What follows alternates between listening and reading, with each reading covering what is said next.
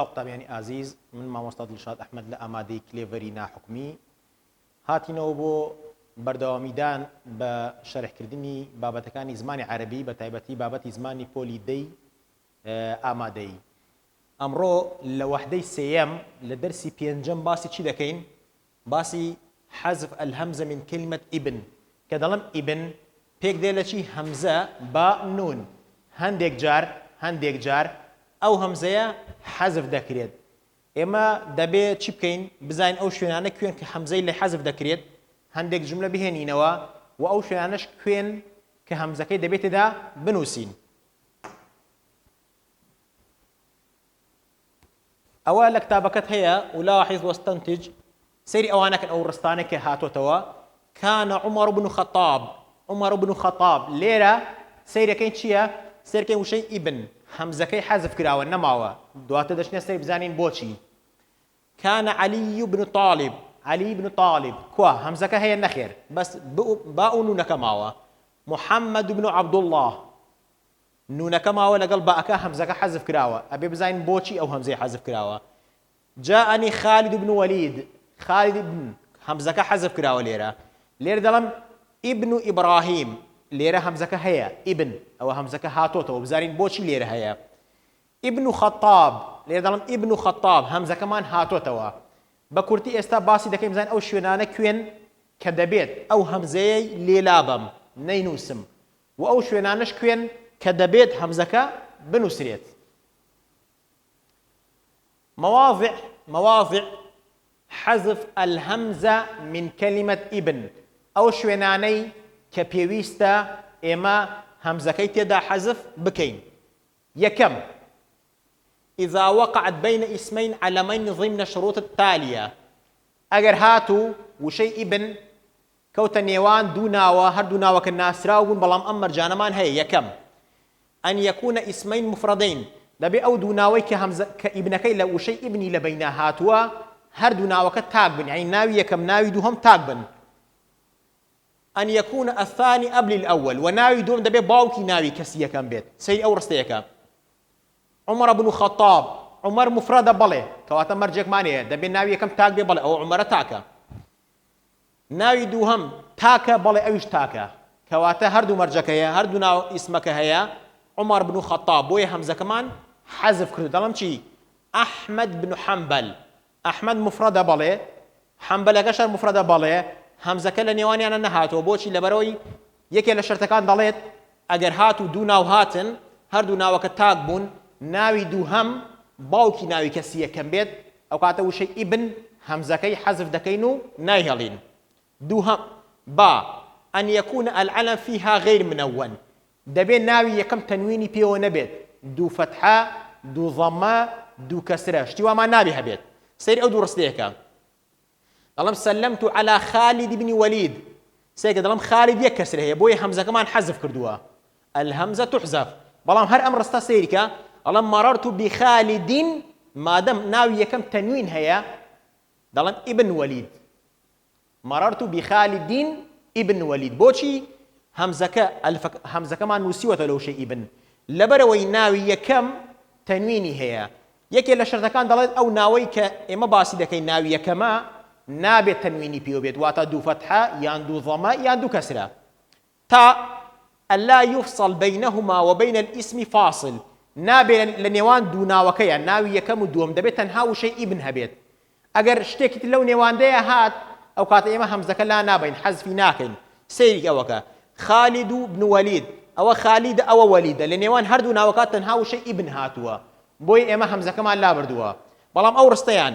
خالد هو ابن وليد، أو خالد مفردة بالي أو ناوكي زانيمان، وليد أو ناوكي بدل زانيمان، بلام لبيني خالد لقل وليدكيا بيجا وشي ابن وشي هو شاتوا، أبيني جينا واتوا. إما ضلنا دبل نيوان هردو ناوكيا تنها وشي ابن بيت أو كاتي إما دتواني همزة كلابين كواتب كورتي سيري أو مرجانا كان دبي دو ناو هبي بالي هردو ناوك تاكا بالي تاكا، دەبێت ناوی یەکەم تەنوینی پێوە نەبێت، دوو فەتحە دوو کەسرە دوو ضەمەی پێوە نەبێت، بەڵێ نابێت پێوە بێت. دەبێت هیچ شتێک لە نێوان دوو ناوەکەیان نەبێت تەنها وشەی ئیبن نەبێت. ئەگەر ئەو مەرجانە هەبوو ئەوە وشەی ئیبن هەمزەکەی حەزف دەکرێت. سيم دوم عفوا تحذف الهمزة من ابن إذا دخل عليه همزة الاستفهام. ابن خوي همزيكي هي أجر همزي برسيار كردن استفهامي شي هات سر أو همزي حذف دكين بوشي ودينوسين دلم ابن محمد هنا آية كري محمد ليريا أو همزة بيدوتري همزة استفهام أي كوا همزة جاي ابنك حذف ما كردوا خوي أصلا كي شيا ابن محمد هنا أصل آواية لأصل بلام إما أو همزة خومان لا بردوا تنها أو ما نشتوتو همزة استفهام كوات هر كاتك همزة استفهام يعني همزة برسيا كردن هات سر وشي ابن أو كات إما همزة ابنك حذف دكين نايهيلين. سيم تحذف الهمزة ابن جوازا لرياسي كفرق هي لقى الأواني ترى ليرى بدستي خوما حزم لي بهمزة حذف دكم حزم لي بده هي الموا تحذف الهمزة ابن جوازا يعني بأرزوي خوت إذا دخلت عليها ياء النداء ياء نداء يعني بانكردن لناو لبيش ياء لبيش همزة كهبو أو كذا بدستي خوما ضلهم شيء يا ابن آدم ليرة همزة كمان حذف كردوها خوي دشتوان بلم يا ابن آدم هيج جوازي كنية كواتل ليرة أجر يا أهبو نداء بانكردن أو كاتب بدستي خوما سربست ملوي كأو همزة حذف كم لايبم ياخذ به الموا أو موضوع كاني شوينا كان بكوتمان همزة دا حذف ذكر كمان ضلم ابن يعني كر بو ابن شرواية ابنش يعني كتش ضلم مريم ابنة عمران سيد أو ملاحظيك تعامل معاملة الهمزة ابنة كدلم ابن شرواية نكر يعني بلهم كشي محمد كشي عزيز كشي فتح كشي قادر ابنش هروكو ابن وايا لو شوينانك مرجكان دي تجي همزة لا دبين هي جوازيك نية إسادة شنا سر أو شويناني مواضع ثبوت الهمزة لو شوينانك دبيئو همزة بنوسين يا كم أن يكون مثنى أن يكون علم مفرد لمرجكاني بيشترا وثمان دبينا وكان تاقبن أجر مثنى بو دو كزبوس يعني أجر جمع بو أو كاتم همزة قد نوسينا وذلهم الحسن والحسين ابن علي همزة كمان نوسي وتوبوشي لبرو أمد دو كس المفرد نية أو يك خالي دوهم أن يكون علم منونا لمرجكاني لا بردني همزات شي مانوت وثمان نابي كم تنويني بيو بيت أي أجر تنويني بيو بو تشي دبيت أجر تنويني بيوبو إما همزة كده نسينا وكو خوي مررت بخالد أو التنوين كسر بيو يا خالد كهذا ابن الوليد همزة كم نسي وتوا إذا وقعت في أول السطر أجر هاتو وشيء ابن لسرتي رستهات أو كاتب به همزة كي ابن سريد ظلم ابن حنبل هو أحد من العلماء المسلمين ابن لسرتهاتو يعني كلسرتهات به همزة كابن سريد يك ملاحظة جرين تلبك أن تعامل مع الهمزة ابن معاملة همزة الابن في كل حالات إما دلين ابن همزة يان لا دبريت يان دنسريت ابن شرواية هي جوازينية دلين محمد كري عزيز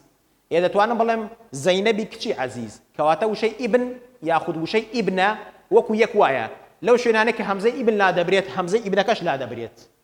لو شوينانك همزة ابن دنوسريت همزة ابنش هر دنوسريت سيدي أورستيك دلم مريم ابنة عمران مريم هاتو الناويكي مفردة يكي مرجكان تدا بالله تنويني بيوانية بالله تنويني شي بيوانية دوهم عمران هاتو مفردة بالله مفردة تنويني بيوانية بالله تنويني بيوانية كواتا ليرش همزة ابنة حذف دكم بابشنا سر هنا أنا كان أوانيك الكتاب تان هيا علل يعني بوشي علل يعني هوكار بوشي لم دورستيا وشيء ابن حذف كراوة قال كان علي بن أبي طالب ليرة همزة حذف كراوة نجح النوزاد بن عادل همزة حذف كراوة بوشي لبروي ناويكي مفردة هردو ناوك بالي علي مفرد أبو طالب مش مفردة لنيوان دونا ودهاتو وشيء ابن بالي لنيوان دونا ودهاتوا أبي طالب صفة أبو بيشكي وشيء ابن صفة أبو بيشكي بالي صفة أبو بيشكي أبو طالب باوكي عليا بالي باوكيتي لە یەکەمی ڕستە نەهاتووە بەڵێ لە یەکەمی ڕستەش نەهاتووە کەواتە هەموو مەرجەکان تێدایە ئێمە دەڵێن کاتێ وشەی ئیبن حەزف دەکرێت هەمزەکەی ئەگەر لە نێوان دوو ناو داهات بوو ناوی دووهەم باوکی ناوی یەکەم بێت ناوی یەکەم تەنوینی پێوە نەبێت هەموو مەرجەکان لەو دوو ڕستەیە هەیە لێرە نەوزاد بن عادل نەوزاد مفرەدە بەڵێ مفرەدە ئایا لە نێوان دوو ناو داهاتەوە وشە ئیبنەکە بەڵێ لە نێوان نەوزاد و عادلە هاتووە ئایا ئیبنەکە سیفەتە بۆ پێشی خۆی بەڵێ سیفەتە بۆ پێشی خۆی ئایا ئەوەی دووهەم ناوی دووهەم باوکی کەس ناوی کەس یەکەم بەڵێ باوکی ناوی کەس یەکەمە ئایا لە یەکەمی ڕستە نەهاتووە بڵێن لە یەکەمی ڕستە نەهاتووە کەواتە هەموو مەرجەکانی تێدایە بۆیە ئێمەش هەمزەکەمان حەزف کردووە الله إملأ الفراغ بكلمة ابن مكتوبة ما يجب الله وش ابن بنوسلم بوش يعني خواروا لكوي دا بيوستا همزة بنوسريت وبوشي ولا كويش دا بيوستا ننوسريت وبوشي بيتان الله ميستا الله من أشهر خلفاء الأمويين معاوية بن أبي سفيان ليرة معاوية ناويكي مفردة بلا مفردة تنويني بيوانية بلا بيوانية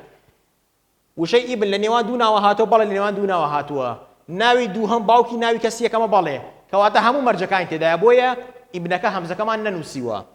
لێرە دەڵێم ئەنتە ئیبن ئەلمەجدی وەلعەز لێرە ئەنتە جێناوە ضەمیرە بۆیە وشەی ئیبن هەمزەکە دەنووسمەوە من دەڵێم ئەگەر لە نێوان دوو ناو دەهاتووە نەموتووە لە نێوان ناوێک و جێناوێکە ئەمە ڕاستە ناوە بەڵام ئەمەیان جێناوە بۆیە وشەی ئیبن هەمزەکە دەنووسرێتەوە لێرە دەڵێم عوسمان بن عەفان عوسمان هاتووە ناوە بەڵێ ناوە مفردة بەڵێ مفردة هەمزەکە لە نێوان دوو ناو داهات ئیبن لە نێوان دوو ناو داهاتەوە بەڵێ لە نێوان دوو ناو داهاتوە ناوی یەکەم تەنوینی پێوەیە نەخێر پێیوە نییە